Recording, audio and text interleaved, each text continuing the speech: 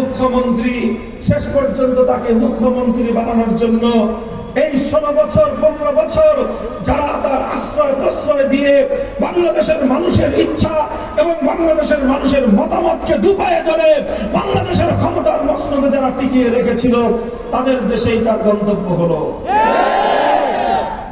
এতে আমাদের আপত্তি নাই, কারণ 15টা বছর এই শেখ হাসিনা এবং তার সরকার একতরফা ভাবে তোমাদের স্বার্থ রক্ষা করেছে।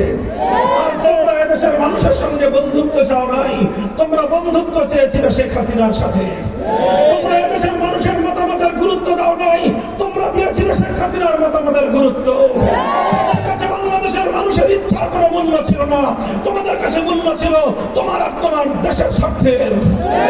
তুমি যদি তোমার দেশের স্বার্থের জন্য আমার দেশের মানুষের উপর তোমার ইচ্ছাকে চাপিয়ে দেওয়ার চেষ্টা করো, আমরা আমার দেশের মানুষের ইচ্ছাকে রক্ষা করার জন্য তোমাদের সঙ্গে আমরা লড়াই করতে